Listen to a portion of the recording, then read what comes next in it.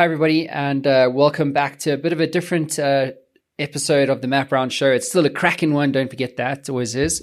But I had the privilege of chatting to Donna Peterson, the CEO of World Innovators, as a B2B marketing agency last week. And we just kind of hit it off and thought, we should actually double click on the world of B2B marketing as we see it today, and really give you guys and because also Donna is a podcast host herself, so this content or this interview will go both ways, but I think it's a very important conversation to have, and I know that Donna's got some very strong views on the topic. So Donna, why don't you just kick us off with the elevator pitch for those of the guys watching us or listening to us who haven't heard about you and your show. Like, what are you guys up to over there? Yeah, definitely. Well, Matt, it's always great talking to you. And I love talking about B2B marketing because right now, more and more people have to speak up about quality marketing initiatives. But to give you a quick little commercial about World Innovators, we were founded 42 years ago. We are a family, woman-owned B2B marketing agency. We do work all over the world and we've built global alliances. But of course, our company is very interesting because we bring those traditional values from being such an older company with modern marketing technology that's out there and techniques. And right now we are spreading the word. That's why I started the podcast, B2B Marketing Excellence, because more people have to be speaking up about quality marketing and also help guide companies on what you really have to be doing. Because if we listen to the media, we should all be doing everything, but none of us have the time to do that. Yeah, absolutely. So one of the key things that you were describing to me was that you see a lot of bullshit, basically, in the space of B2B marketing. Yes. And so what does that look like what are some of the things that other people might see and go, oh yeah, I've seen that before too? What does that look like? Well, one of them is we all get those emails every day saying, are you trying to reach C-level executives in this industry, this industry, this industry? We have a list for you. And right now, B2B and really all companies jump on that because they want leads to give their sales team to nurture into becoming buyers. But you have to be careful because a lot of those lists are not opted in and they're not compliant. So what ends up happening is first, your sales team can waste a lot of time and money chasing after invalid leads. But also, if these people did not opt in, they could complain. You could get hit with a penalty, and you can also get your domain blacklisted, which means you'll be shut down. And no company wants that. And really just go after and find quality lists and data because that'll save your sales team at least 5 steps, I always say. Yeah, I agree with you fully. The other thing around data purchasing. So I buy data. And pretty much every sales team today is buying data of some kind. And I think there's a place for it, but I think like data is like oil in a car. You still need to know where to take the car. You still need to know what kind of journey you want to take your passengers on or your customers in this analogy. And people are pissed off, with spam. Yeah. But what I've learned about data usage is that even if you buy a database on like Zoom Info or whatever, or Apollo, there's tons of these things now. So, and by the way, a lot of that data is public domain data, which means that it can be freely used. So when you register on LinkedIn or whatever, that data, if you give your mobile number or email address, it can be freely used. So technically from a compliance perspective, it can be freely used once, but they have to give you the option to opt out.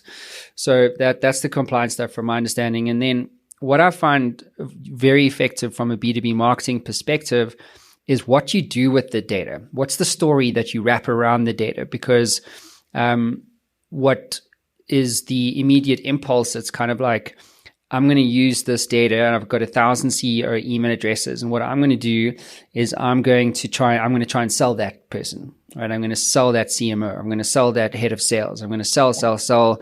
And all you're thinking about is selling. And so this is why I hate LinkedIn Messenger, because all I ever do is someone's like trying to sell me a Wikipedia page listing, or they want to sell me content repurposing because they know I'm a podcaster, or, they just sell and sell at all costs. And, and that's the end of the story, because that's what we do, right? We just abuse what we have. And if you think about email open rates from like the 90s, it was like email open rates were 90%. Now it's like 0.03% if you're lucky. And that's because we've abused these systems and as an example, data. So what I've found, Donna, to be really effective, it's not about the data. The issue is not the data. It's what you said to me prior to the show. It's about the relationship. So if you imagine so here's what I'm doing for Showworks Media. So, you've been on my show, the Matt Brown Show. And in fact, the reason why I met you was the same thing. I dropped you a note and an email a lot of the time. And I personalize it and I go, hey, I'm not trying to sell you jack shit, but here's what I want to do. I want to give you a chance to get some free exposure on my show, right? And so what that then does, it opens up the relationship. I'm giving you something, right, that I've spent a decade building for nothing. That is an amazing opportunity, right? And so what that then does, it gives me a chance to get to know you, right? That's why we're doing this show. So partnerships can develop, as an example. And what we're appealing to in this system, I call it influence-led sales. And so what we're doing is we're appealing to a human insight, which is, when you know this as a podcast host, Donna, is that people love to talk about themselves, right? So you say you're appealing to that universal insight, and it's amazing. I've worked in every possible permeation of industry or nuance and context, and it just always works. People want to talk about themselves. And so you come along and you leverage that idea of status or that relationship. And then once they get to know you, especially in a conversational style, they then know, oh, Matt's a cool guy. Like, he thinks the way that I think. Or Donna is a great B2B marketer, and she really also she sees things the way that I see things. And now suddenly you have a relationship that is based off trust, not based off commercial gain. And I think, and then of course you can just keep, then we can get into it a bit later, but that's what I'm finding personally for me is working really well. It's about not trying to sell, whatever, a thought leadership, whatever, a partner, whatever. But it's about giving someone the opportunity to learn about you in a dialogue form. And I do think conversational marketing is actually for me, it is the hottest property in B2B right now, because to your point, data and automation and all that stuff, it's like, okay, but these are just tools that you use to leverage a human truth. And because we're humans and we're all trying to, achieve things that matter to us on a personal level. I don't know what your thoughts are, Donna. No, I totally agree with everything you're saying. And it's all about relationships and finding that commonality. It's not what we all are selling or what your business is. Yes, I do B2B marketing, but there are tons of companies out there that do B2B marketing. The customers or clients I've worked with years, it's more our relationship, our personalities work well together, our work ethic works together, and that's how come we stay working together for years. We mesh. It's sort of like dating, you find that person, you start dating them, you like each other, you start to work well together, and sometimes you get married. Like myself, I got married. I've been married for 32 years. And it worked. The relationship just works. But you got to do the same on marketing. And this gets to be a scary part right now because of AI that's coming out. You have all these companies that are now jumping on that bandwagon. And I am worried that people are going to start sending out too much generic messaging instead of sending that messaging that speaks directly to them or finds that commonality. Like the last time we spoke, I asked you, okay, you're in Colorado. Are you a skier? I'm a big downhill skier. I love talking about skiing. I've got to bring you along a little bit. I know you like the board better, but you got to get on the skis. All true. All true. But it is finding that commonality, because then you build the relationship. It makes working more enjoyable, but you're also able to get more accomplished because you both understand how you work, how you tick, how the project's going to get done. I guess just on the AI and the tool side of things, obviously this is a very industry, it's kind of like it's the internet all over again. It's a very disruptive thing. Like when you see from your perspective, Donna, when you're looking at the world of B2B, what real use cases have you seen to date? Because I think that oftentimes with new technology like this, it's kind of, it's generative AI for content, right? And so what's the first thing you want to do? Write me a 500-word article about the need for influence as a CEO across these three areas, like culture, new business, sales, and brand, or whatever, and so I'm finding personally AI is useful for idea generation, and then also tone for sales related emails. So for instance, you know what happens in a B2B space, right? You put a proposal over the fence and then it kind of like, it's, we love it. And then you spend months chasing for a decision, which for me just pisses me the fuck off, because it's kind of like, I actually said this, I put a tweet out the other day. It's like, how do you know which clients are worth your time, in B2B? Because so one of the things I look for is if they cancel a meeting, but they give you a reason. If they cancel a meeting and they don't give you a reason, probably not worth your time. Yes. It's things like that. I agree. And so then again, in that process of engaging with a CEO or what have you, or a marketing person, what I find is that tone matters. So like I'll take my strongly worded email, and run it through GPT to say, tone this shit down and make it more professional. You know what I mean? Because I have a very particular way. We were talking about this, weren't we, about communication and like, how do you know if the communication is right or what? So anyway, so that's how I'm personally using AI. It's to help me with ideas, right? To come up with ideas that are, because the data set that GPT has is just bigger. But then from a specific use case, it's proposal chasing. And I say, listen, hey man, in a nicer way, here's what I want. So what are you seeing on the ground? Same thing with AI. I think the baseline, like you said, ideas, I love it for that. If there is a specific topic I want to write about, I might say, well, what do you think the 5 key points are? I like to look at it as a baseline. The other way I'm using AI a lot is just like you, where I will write something up and I might go in and say, does this sound professional? Does this sound urgent? Whatever the feeling I want to get, but I've gotten better at constantly asking it questions to make sure what I get back out is what I want. And what you have to be careful for is with like the AI content being generated. Now there's platforms out there right now where for our podcasts, we could go in, we could take the link to our podcast, we can put it in there. They'll create 20 social posts, a landing page, an email. They'll schedule it out on your social media, networks. Bam, it's done within 15 minutes. But that's where I warn you. That's where you've got to go in and now you've got to check out, what are they putting in the content? Does it sound like you or your brand?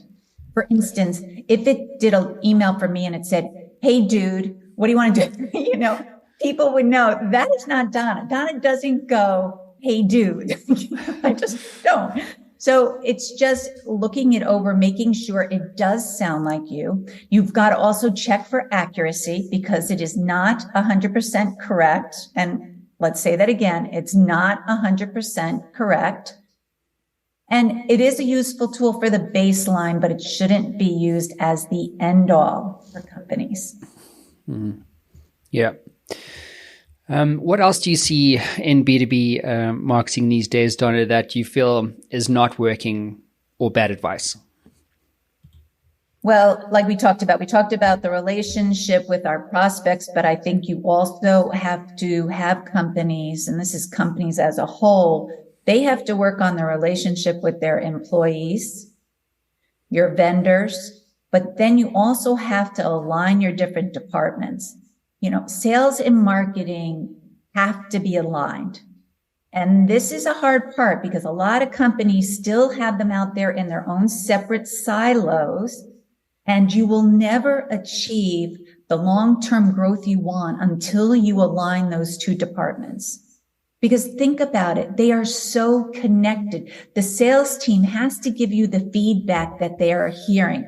Marketing has to tell sales it has to be a nice collaborative setting where they work together. They come to the table, figure out that marketing message that really will resonate with the audience. Like you mentioned before, people's inboxes are so inundated with messages.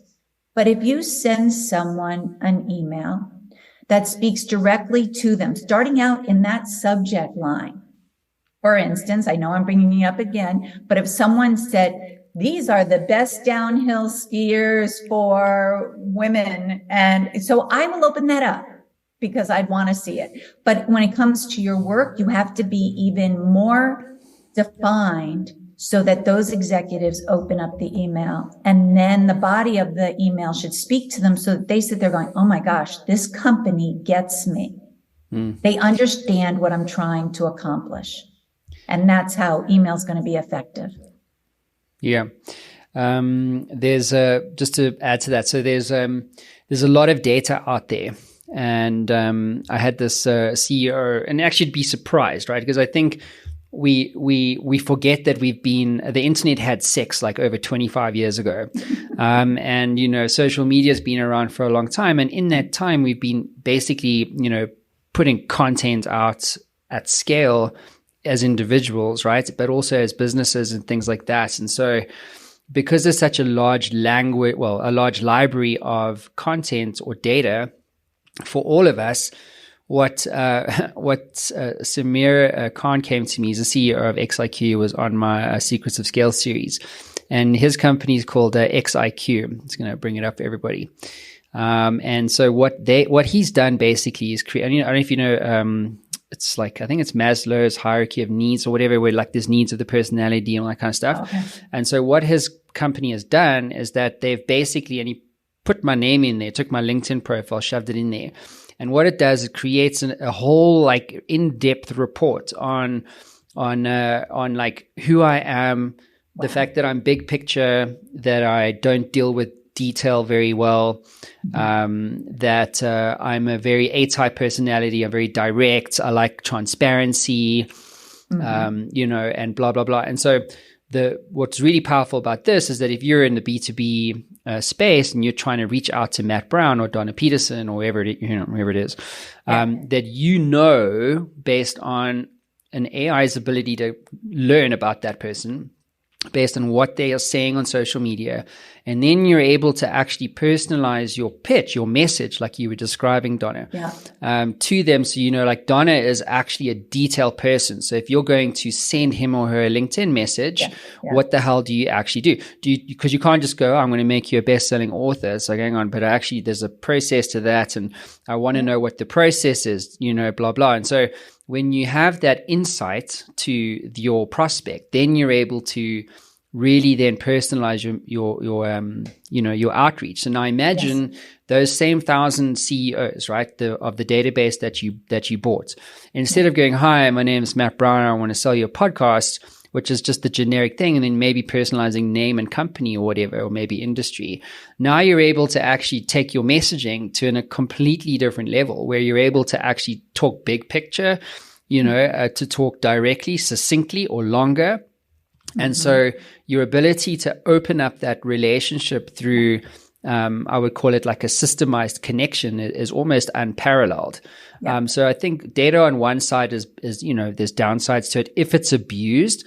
But I think the smart B2B marketer, the smart entrepreneur, a business person, him or her, they're looking at these tools and saying, well, how do I add more fuel to the sales system that I'm currently using, right? Yeah. So when we're doing I work with a lot of industrial specific companies. So we'll go to industry specific publications and we'll send emails to their subscriber lists. So we know specifically what title these people are holding, what industry they're in, maybe what type of equipment they're interested in or technology. But then we also try to start to look into any information we have on that in regards to how do they take in information? Do they want to see it more broken out by numbers or the whole process? Or do they want the big picture of what this is going to do for them? We curtail those messages so that hopefully they feel as though it is speaking directly to them the way they want to receive information. And that's exactly what you're talking about. And I think, isn't that one of the most important things when you're a speaker or a podcaster, is us understanding our audience and speaking to them in a way that it will resonate with them. And if we do that, then we're going to make change in the world. I think, to your point, Donna, I think we've been guessing for a long time. Yeah. I think decades of B2B marketers, we've been guessing, around how to communicate with our prospects, haven't we? I mean, even podcasters, I didn't really know. Yeah. Well, do you know what I'm saying? Like B2B marketing, back in the day, it was, you just talked about yourself. It was whoever could create that best description about your company. I even got an email today and I was so shocked because I opened it up and the first thing is all talking about them. And I'm like, whoa, who is still doing that? That isn't right. Yeah. We partner with mission-driven CEOs to do AI. I get that. Yeah. I get that. But this is Christopher Lockhead. He's like a 12-time Amazon bestselling author. He's the godfather of category design. And he's been on my show a couple of times. I was on his show. Nice. And he talks about this principle, to your point, that category leaders, the companies that are dominating, right? Uber, Apple, these people, they market the problem, not the solution. Mm-hmm. And the idea is, I suppose, is that, if I can let Donna know that I know your problem better than the competition, that you'll be accredited with the best solution. So spend 80% of your marketing dollars on the problem and 20% on the solution, or no, 10% on the solution, 10% on like proof, right? That you've solved it before. And it's interesting because I've got a couple of books coming out this year, about secrets of fail, but I decided to actually put a book out later this year about influence. And it's also to do the same job. And I was talking to, there's a whole bunch, our process is very effective. Like we can produce a 30,000 book in 5 days. Mm-hmm. And it's based on conversation, like me talking into a camera or whatever. So there's a whole library of content that she has and she's working with it, whatever. And I said to her yesterday, I said, look, she said to me, 10 chapters seems to be like the squeeze. I'm like, cool, whatever. So I said, take the first 5 chapters and just talk about the problem. Yeah. Just do that, because that's what gets someone's attention, right? Yeah. Because they care less about the carrot, they care more about the stick. Yeah. And they want you to feel as though you understand their problem. There you go. Once they feel you understand the problem, then how can you help them fix it? That's it. And my previous business was a lead gen company for tech brands. So we would literally create 2 different types of messages. One was, we would call it the dream. So to be like, here's what, you become a customer of mine, Donna, and here's what transformation looks like for you, right? Because now your pain's gone. And the other one was called the nightmare. And the nightmare was, here's what pain looks like if you do not move to Microsoft. Yeah. And we spent millions on like messages, like millions of business owners. Mm-hmm. And we learned quite soon, which was a good thing, that most people respond to pain, which is weird, right? Like if you know that most people respond to pain, it's like people who don't want to exercise, right? It's kind of like they don't care about they're not motivated by the 6-pack, but when they can't breathe, when they're running after their 2-year-old child up a staircase, then it's like, oh shit, I actually should probably work out. Right? So and to your point, I do think it's about, recognizing how do you communicate the pain of what you solve? Yeah. And it's funny when I talk to companies about that, though, they're always like, sometimes, I know it. I know what to say. I know who my audience is. And I'm like, well, let's do some research first. And some of them don't want to do that. They just want to rush and get something out. And I said, hate to use my father's old adage, penny wise, pound foolish. You've got to put the money in doing the research and investigating those definite pain points, and then how to word it back to the individual. And I feel like a broken record, so that they feel as though you're talking directly to them. And that's when you're going to be able to connect with them. How do you figure that out, though? Because you would say, like, okay, so there's a guy I had on the show this morning, Graham Hogg from C6 AI. So they're doing like enterprise level AI sales stuff and providing insights in your sales process and whatever, but providing it back to you in like contextually relevant ways and all this kind of cool stuff. And so if you take that business, for instance, right? So it's an enterprise sales AI-enabled solution. So you would say that your client, your ideal client, is a head of sales, right? Or a sales director at an enterprise customer, 10,000 plus employees. Is that your customer, though? Do you know what I mean? Like, because you would say that's what we do, because that's why I would imagine, Donna, you get responses like that from some of your clients, right? Where they're like, we know who our client is or our customer is. But actually, but I think you have to break it down finer. And sometimes it goes to talking to the customers you have already. Next week, I'm doing a live on why are your customers your customers? You've got to really look into that, and then also dive into the demographics of those individuals. Figure it out. Do you work with more men than female? Is there an age that should come into play, which normally on a B2B you wouldn't do, because you would say, okay, this is a business thing. But no, it comes down to those relational things. So now break it down even finer about these individuals. Try to find those commonalities and then connect with them. But it's a lot of legwork. It's looking through all the analytics that you get across a variety of sources, whether it's your social media channels, your emails, who's on your website, what pages are they on, doing programmatic campaigns to again see who's responding, who's not. Are they of a specific size company? Maybe, there's a certain size that won't work. And I did this for a security company, and they thought for sure their wheelhouse was like 100 to 1,000 plus employees. We had titles, we had industry and everything. But what we found out is our title and industry were spot on, but not the employee size. And it was interesting because 100 to 249 were interested in what they had to say, and then 450 and above.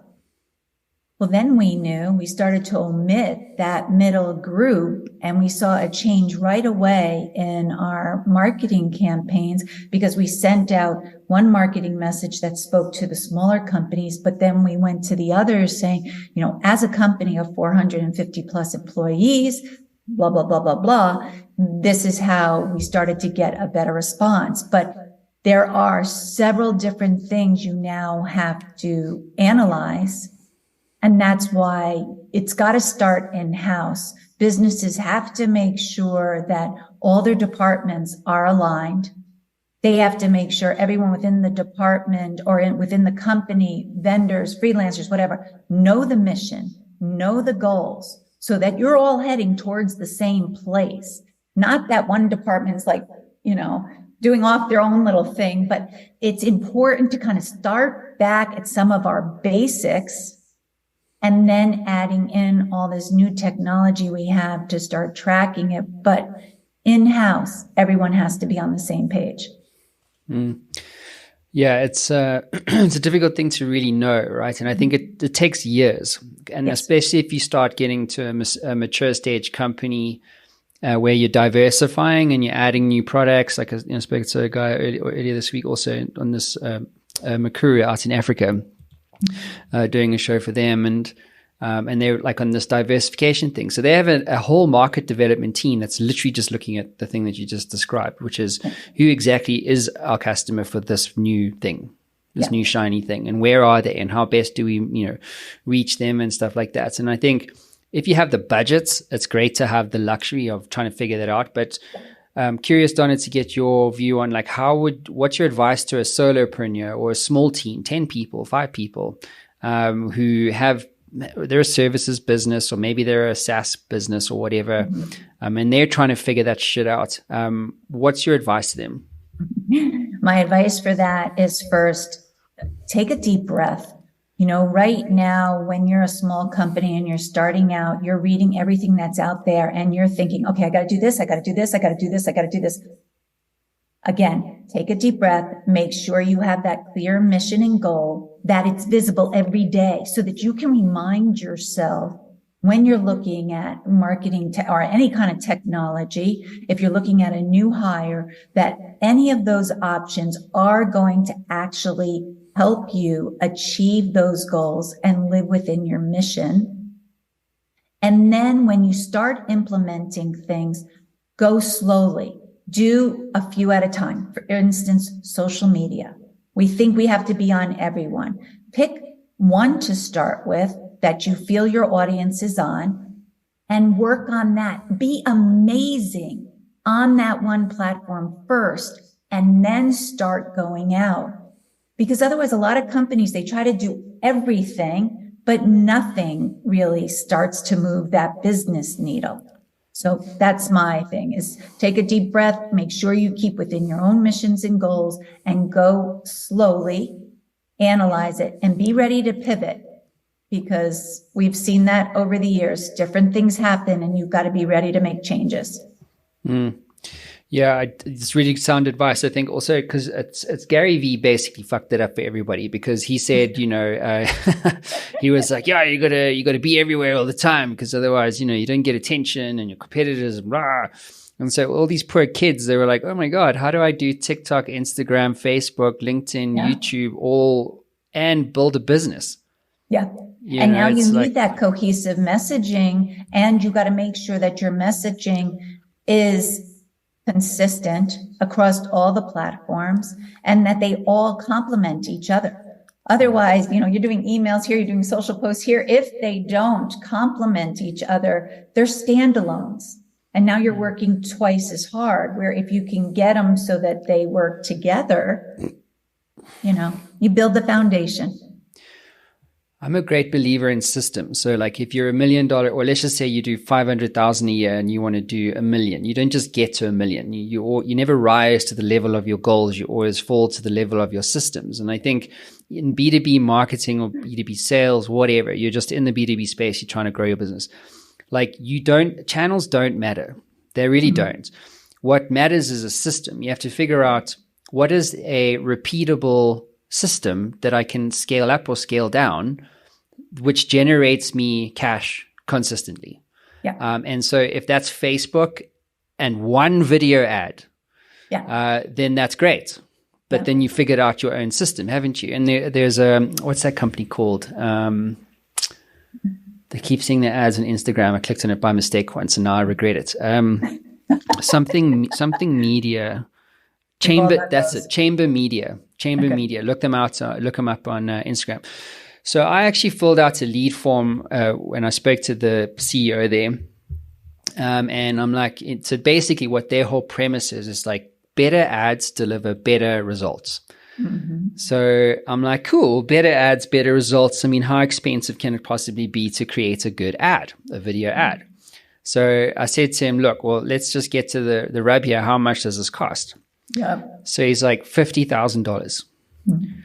I'm like, that's a lot of money to drop on one 30-second video.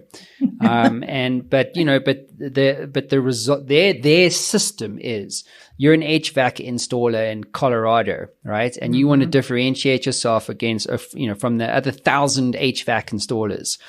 And so you create one great brand asset that you can use for years. Yes. Yeah. That's it.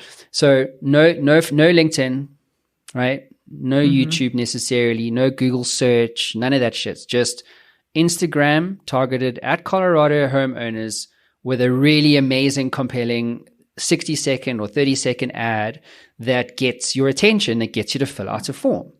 Like, that's an example of a sales system. Like, my sales system is my show. Like, it's a way for me to open up relationships in a way that isn't salesy, where I add value from the first second. And if they choose to do business with Showworks Media, that's fantastic. But if they don't, that's also fine, you know? Yeah. And so for me, when I'm doing these shows, like, I'm producing sales and marketing. I'm opening up a sales opportunity. I'm also opening up or creating marketing content. And so that's my sales system. And I think, to your point, Donna, around all the AI tools and then all the data and then all the channels and all that stuff, it's fine. It's like a shopping list of stuff that you can use. But you have to figure out, okay, so within my context, which system, which selection of channels makes the most sense for me at my particular size or scale. Yeah. And that is kind of going back to the basics, but keeping in mind, what are you trying to do as a company and keeping it unique? And as you were talking, you might have seen me smile. You know, I think of it as kind of like a fitness program. You know, none of us are going to go out and run 5 miles and be in the best shape of our lives. And all of us, because our bodies are unique, need different types of fitness workouts to get our body to change where we want it to be. But it has to be gradual. It has to be consistent. We have to be persistent. And that's when you are going to see a change in yourself that's going to last. Not that, okay, I'm going to eat, 500 calories every single day and I'm going to run 15 miles every day. And by the end of the week, I'm going to be in great shape. Well, yeah, I'm going to be in great shape, but I'm not going to be able to get up. But if we remember what we're trying to achieve, stay on those paths. And like you said, just click away at it. It'll work. Yeah, and to your point, how I know if a potential client of mine knows what they're doing, it's when they're basically doing press releases, right? It's like the first indicator of you don't know what the fuck you're doing, like no one's reading it, right? Or they're doing spammy emails. They'll send 10,000 emails out, like we touched on, or they will be everywhere. The big spray and pray, that was, the thing. And you have to remember when our company was founded 42 years ago, it was more mailing lists. It was, copy that was put together. It was mailed to people. And it was a different world then. And then we got out into email and everyone was like, oh, this is great. Our costs are less to produce. And now we can send people these emails. People, they're not going to read those long, lengthy emails. They're not going to read a long, lengthy press release. Go short and sweet, but speak directly to them, offering them value, and you're going to be surprised at the results you get. Yeah, I speak to, unfortunately, a lot of PR firms. Like, I don't know why they exist. I really don't. I mean, like, if you're a NASDAQ listed customer and you have to wordsmith for your shareholders. I mean, like, does anybody really care what color pants or jacket you wear on a fucking 10-second interview on CBS? Do you know what I mean? Like, I don't understand it. I don't understand it. And every time I talk to a CEO and I'm like, do you have a PR firm? Yeah. And I'm like, are you getting value out of them? No. So then why do you pay them a retainer of 10 grand or 15 or 20 grand a month? Because we always have. Exactly. Thank you so much. It's just because we always have. It's like, what's the first thing you've built a product and you want to get some street cred? What do? You write a press release, you pay, to get put into Forbes. It's like, no one cares, dude. Like you can pay $25,000, I think it's $25,000 or $50,000, but you can pay $25,000 or $50,000 to become a New York Times bestselling author. I know. New York Times, baby. Everything is bought. The Inc. 5000 bought. Inc. 500 bought. Yeah. Well, it's same with speaking at conferences too. It used to be years ago. I went to conferences to listen to experts, but so many conferences now it's whoever pays to be there. That doesn't mean you're really an expert in your field. It's the pay to play. And I have a problem with that. And I think that's what also has created so much confusion out there is because people might go to these marketing shows, they're listening to these people, but excuse me, where are they getting their knowledge and their experience from? Did they just come out of college yesterday? Where does their experience? Or have they been really a vet for all their life and now they're a marketing expert? I just don't know. It's baffling.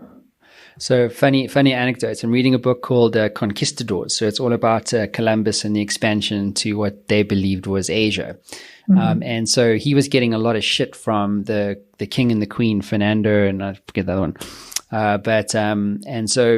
And he was very unpopular because when he first found like Cuba and these places, he went over there, but he didn't bring back gold or proof that this was really Asia.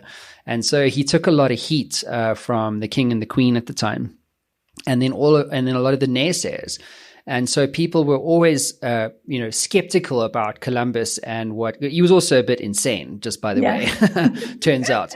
And so, and to your point around that, you said, what is their actual experience? Yeah. Right. What is their actual knowledge?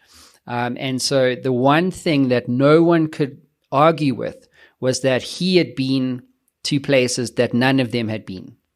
He was the most experienced person in that particular 1400s, 1465, whatever. Yeah. But he was the only one, right, who had the experience of being, one of those first conquistadors, right, or those first colonialists, I guess, out to west.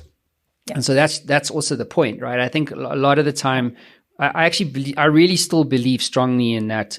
Like I'm in the influence business. And so if you want to shift someone's perception from A to B, you cannot just have an opinion about it. And I think a lot of the, there's a running joke that I've been using for years, but if it goes like this, if you have nothing interesting to say, become a futurist. Because you go and you find the latest newsletters and stuff, and you go, here's what I found. I'm now a futurist. Here's AI is going to come one day, isn't it? It's like, yeah, dude, but what experience do you actually have? You know what I mean? Like, it's not really interesting. And so if you don't have evidence, it's this idea of like, no proof, no launch, and I think that people are like, solution, but where's the proof? Right.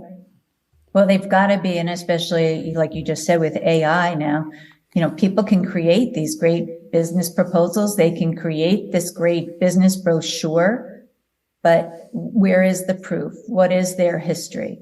It's important to know, what was marketing like before? Do you know how to find good quality lists if that's what you want? Do you know how to write good content? What works? Should we still be doing press releases when we know for a fact it doesn't work? Why companies do that? I've seen that a million times. You go into companies and they're like, oh, we have this marketing agency. We pay this much a month. And it's like usually over $10,000 a month. And I'm like, how's it working? Oh, it's not. Why do you keep doing it? I don't know. It's just, please, just cut the cord. Let's move on. Yeah. But business is interesting. I just think people have to take a deep breath, try to think about it clearly about what their company is about and what what makes you unique. And get that out in the marketplace, and also understanding your audience. Put yourself in their shoes. How can you help them? Donna, let's wrap this up. Just cognizant of time. How do you want to wrap this up? Let's leave our audience with something to take away, shall we? Sure. How do we want to wrap this up? Well, let's wrap it up. I think here's my 2 cents, and then you can add to it. I think that, and I know this to be true, and you would have heard this also, that every entrepreneur, every CEO, every business is unique. It has to be. It has different people. It has different services, products. It services in many, even if it's the same customer, they're servicing them a different way. There's different commercial models. There are different stages of companies. Some are startups, some are bootstrapped, some are Series C funded companies. And so also the leaders of those companies are also different. They have different visions for the future than even if they had the similar product, email automation times 10 with 10 different CEOs. Each of those 10 CEOs would be envisioning the future in a way that's different. And so because you are different, you have to find your own difference in your system.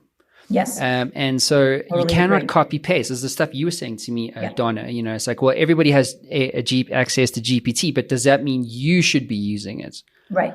And if you are you using it in a way that is different? Yeah. Right. Well, people would ask us, they probably ask you too, who's your competition? And I'll be honest, no one. No one is our competition, because there's not another B2B marketing agency out there that's 42, almost 43 years, family owned, woman owned, dealing in really that industrial sector space. And that's, if companies start to realize that, because a lot of people will say, oh, go watch what your competition's doing. Go do exactly what they're doing. Don't. Do what you need to do. Do what makes you unique. I agree. Totally agree with you. Yeah. And also, like, you define yourself by what you say no to, not what you say yes to. And so, all these people on LinkedIn, like, it annoys me to death, because they're all like, here's the secret for, no, I got this one. Here's one you would have seen before. I said this to my producer the other day. I was pissed off. So if you go to Twitter, it's like, here's what happens. You go to Twitter and you see this tweet, and it comes from me, right? I researched and studied the top 1,000 B2B marketing podcasts in the world. And here's what I found. And then Twitter list, random Twitter list, point number 1, 2, 3, 4, 5, 6, 7, 8. It's like 8 steps towards the epiphany, right? And so it's just opinion. There's no evidence there. Yeah. And this is what we fall for. It's this rubbish of like, someone spent 1,000 hours researching, the top B2B marketing shows on earth. Well, he or Donna must have found something valuable, right? And then you read it and you're like, hang on, that was a waste of time. I've seen like 8 of these things before. You know what I mean? Yeah. Well, I got an ad in the other day saying, do you want to be listed as one of the top 10 HubSpot agencies? And all you have to do is pay this amount of money. Or do you want to be listed as the top CEO of women in 2023? Pay $5,000. It's just like Forbes. You want your articles on Forbes? Pay. Yeah. And, and to your point, this is our problem. Oh my God. And people spend the money, dude. They do because they feel that's what's going to give them that visibility. But this is what more people need to be speaking out. Again, it's that pay to play. You're not in those articles because you are an expert. And that's what makes it so hard for companies, because you don't know who to believe. You hear that pitch and you're like, oh, wow, I could get that many extra sales calls every week. I've got to sign up. But they're not going to come through for you. They're just selling you. Yeah. And there's so much, man. I think especially on Instagram, I've been specifically, incensed by some of the stuff there, like real bad, because it's kind of like, well, it's very easy to target someone, right? And create a video. Like there was this, I was telling my wife about it. There was this kid, I call him a kid because he was an obnoxious asshole. But basically this kid, he's like, I am the #1 mindset coach in the world. Okay. So that's cool. That's a nice claim. Good for you. Beats Tony Robbins clearly. Was he 18? Dude, he's probably like in his 20s. And then just Donna, check this out. So I'd love to dig it out, but I but just use your imaginations here. So this is so he's sitting on a boat, and on his left are 2 girls and on his right are 2 girls. And he's like, trust me, I am the #1 mindset coach in the world. Believe me when I say it. And the whole thing is him on his family, on his dad's yacht, probably. You know what I mean? Yeah. And these girls, when you look at their faces on the left and the right, they're like, who is this guy? Like, is he going to pay me my $100? Because I want to get drunk. Yeah, right. Yeah. Oh my God. And this is the rubbish that's out there, right? And also those magazines. I mean, yeah. And then of course it's not like Time magazine. It's like some random magazine you've never heard of before. It is. That's why I feel sorry for businesses out there, because there are so many people spinning these pitches telling them, you need all of this. You have to have this technology. You have to be on these social media platforms. You have to. No, you don't. No, you don't. Go back to what basic marketing was about. Go back to basic growth of a business.